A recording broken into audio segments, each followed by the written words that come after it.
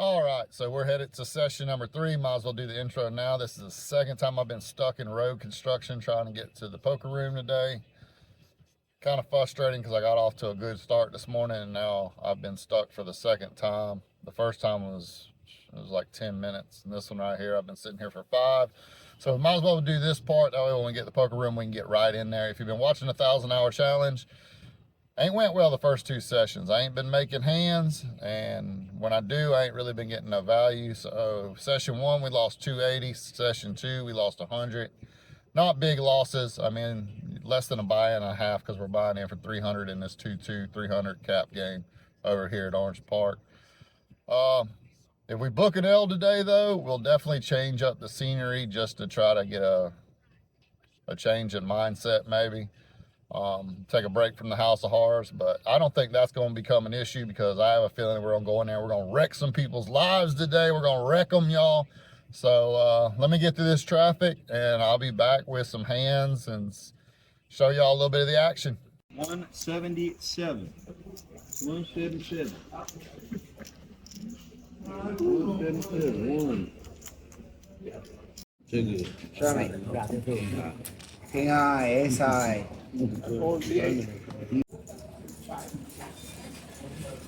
Hey, how are you? All right, I'm back home. As you can probably will tell here in a minute, I cut the session short. I want to explain why I've done that. If you watch one of my other videos, the outside this $1,000 challenges, one of the biggest changes I need to make in my life was taking care of myself better. And apparently, I'm already turned 43. To tell y'all how old I am, I actually turned 43 in a couple of days. It was my birthday. Apparently, I still have not got old enough to understand to take my medicine. So, in my big hurry to run to the session this morning and get up there and pump in some hours, I forgot to take my blood pressure meds. About the time I got to the poker room, I was already starting to feel it a little bit. I felt a headache coming on, and I thought, well, I'll just play through it. Luckily, I ran good in the beginning, as you'll see as we go through these hands. I want to shout out Nitwit Poker in Mississippi, good friend of mine. He told me I need to put more graphics up there, so I'm gonna try something a little different. Y'all tell me if you like it the way that I'm gonna do here. Unfortunately, it's hard for me to get many clips at Best Bet. Every time I take a clip at Best Bet, I am definitely putting myself in jeopardy of getting 86th. Hopefully that doesn't come. I try to be respectful, not show no faces or anything like that. Hopefully it'll never come to that because I like to show at least the big hands, a little quick clip of it as I did just a second ago. But I forgot to take my blood pressure meds. It got pretty bad when I was there. Like, had a pounding headache, a little dizzy, cards were looking a little blurry, and it was like on the worst possible day because I was running good. So in less than a 2-hour session, we book a $420 profit. So let's go over them hands, and then I'll come back with some final words. All right, so this is going to be the first hand we go over. This hand happened in the first 10 minutes of the session. The reason I want to show this hand is it kind of sets up the next hand that happens about 10-15 minutes later. So we'll go ahead and jump right into the hand here. Under the gun folds, the main villain in this hand. We're playing 7-handed. We usually play 8 in Orange Park, but it's 7 and we have an open seat. So he opens up to 10, hijack calls, cutoff folds, button folds, small blind folds. It comes to me, King 10 of hearts. Pretty simple. We're going to go ahead. We're going to call here. We're closing the action. And we got a good suited gap or Broadway hand to try to flop something good. So we go ahead and call. And the flop comes 9 of hearts, 8 of diamonds, 6 of clubs. Not the worst hand or worst flop for our hand, to be honest with you. We got a gutter here. Also, we got some back doors, which we'll jump into as the hand plays out. So I'm going to check in flow.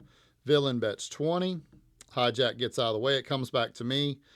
I could go ahead and raise here. With him opening up, raising, you would think he'd have high cards. Usually at this level, people are usually just raising with big Broadway hands, over pairs, stuff like that.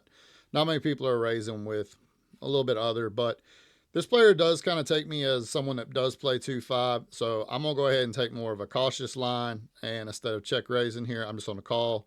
And I'm hoping for any kind, well, a 7 would be beautiful, but anything that can help me add a little equity if I want to try to pull something on the turn.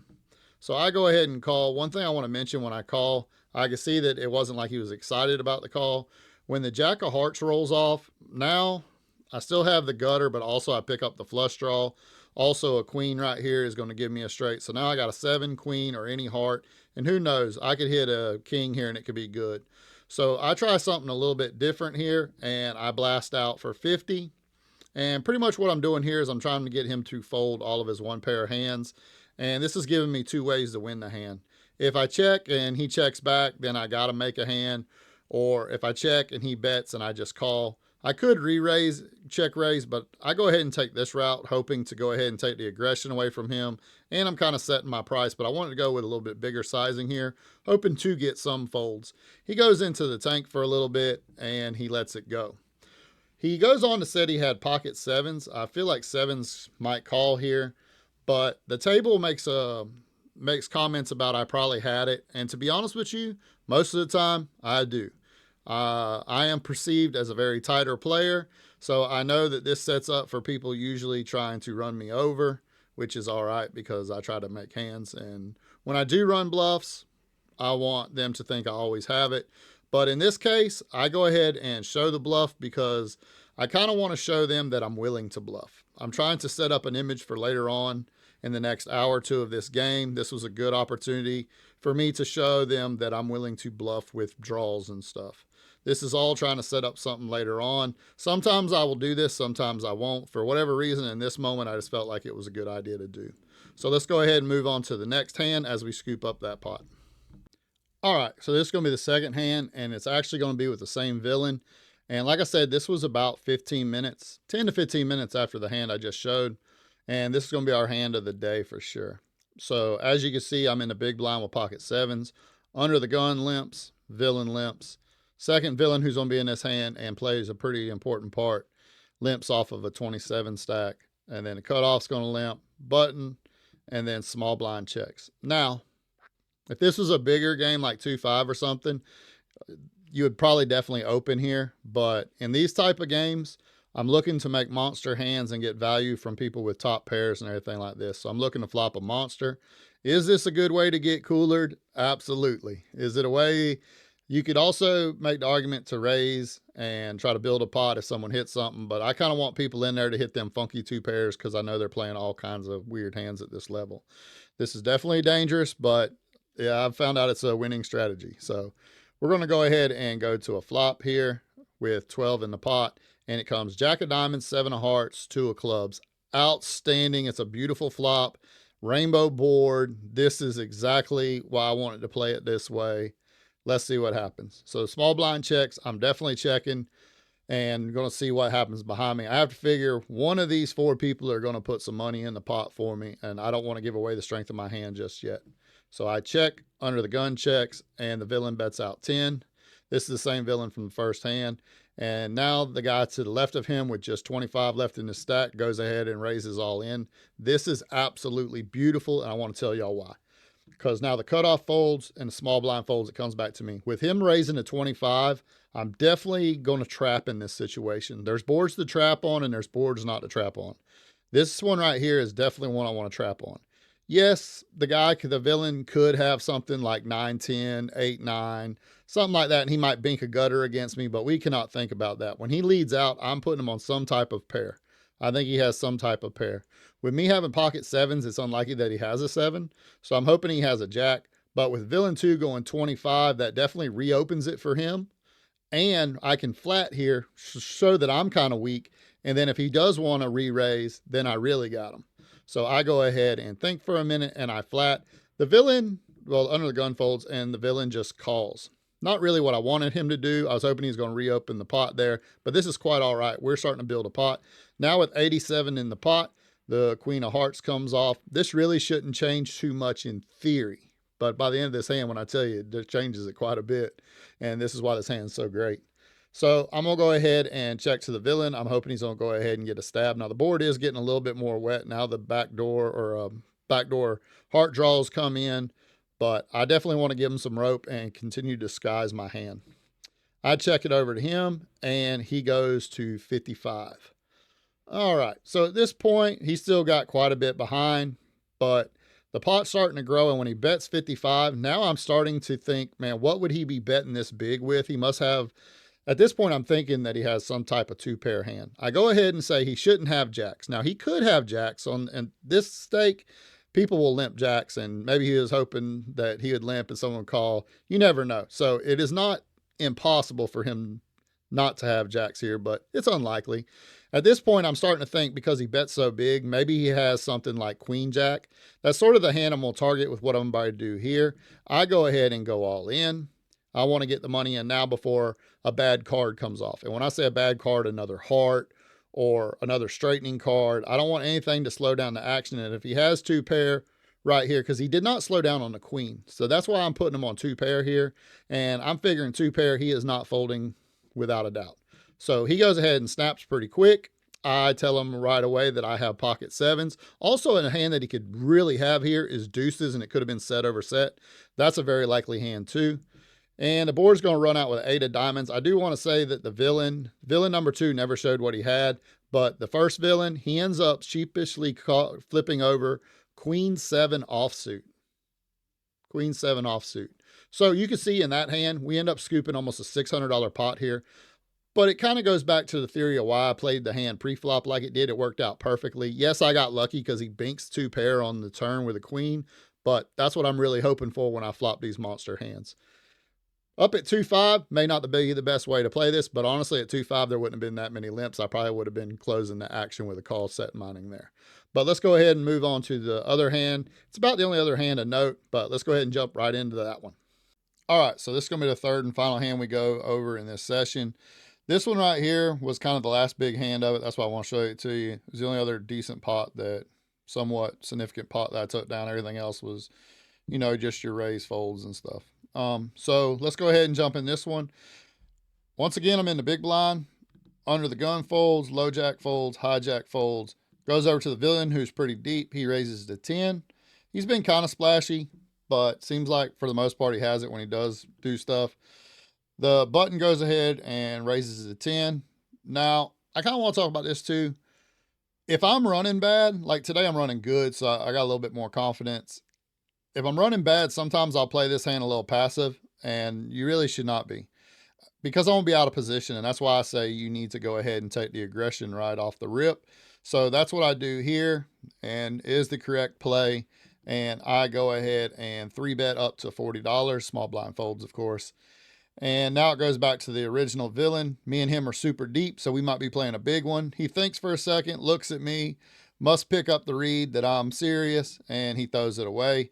Villain number 2 on the button only has 30 behind. They go ahead and rip it in. The board runs out 7 of spades, jack of diamonds, 6 of hearts, 9 of clubs, 9 of hearts. I flip over my hand, announce ace high, and it is good against king, queen suited. So another situation right there where running good. A lot of people say, well, you had her dead to 1 out, or 3 outs, but there's flushes out there she could have hit. There's a lot of things, straights and everything. So anytime you win with just ace high, it don't matter. You need to count your blessings. I count a blessing there. Take down a $92 pot, and let's go to the wrap up. All right, so as you can see, we ran good. The set of 7s hand is definitely the hand of the day. There's a couple other small ones, but there was a lot of times I was just catching cards, raising, everybody fold, or you raise, C-bet, take it down. Those are good. When you can take down pots with pretty much not having to get to a river, that's always good. But one thing I want to talk about, I'll put the results of the session up here and overall results up here.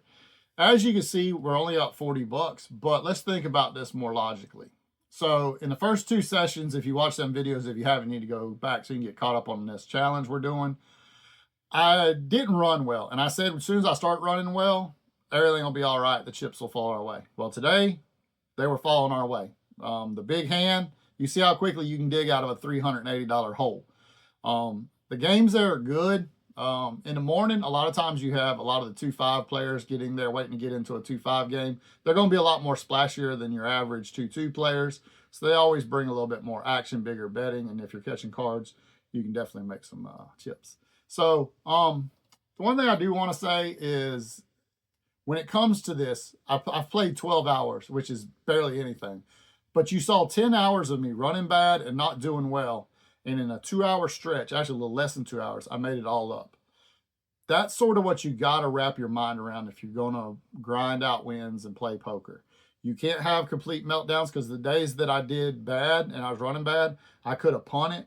I could have done all that. I could be stuck. Say like them days I just get aggravated and I run it into the ground. Like one day I lose 600, the other day I lose like 300. Then we ain't out of the hole today. But we fought. We played the best poker we could for them 2 days, pretty much, where we weren't running well. Sucks to lose. Sucks to lose, but look how quickly we dug out the hole. So that's something to keep in mind. As we go, I'm going to talk a lot more about the mindset, the big picture. I say this is session 3, but this 1,000-hour block is really all one session. So right now we're up 40. The hourly don't look good, but we're going to get there, y'all. Stay tuned. Session 4, 5, and as means we got to get to them 1,000 hours is coming. And maybe your boy won't be dumb enough not to take his medicine, so when he gets there and he's having a great day, he can actually sit there instead of feeling like he's about to pass out on the floor, so the ambulance got to come get his silly behind. I'll see y'all next time. Appreciate y'all. Like, subscribe, comment. Let's see where we're at in 1,000 hours.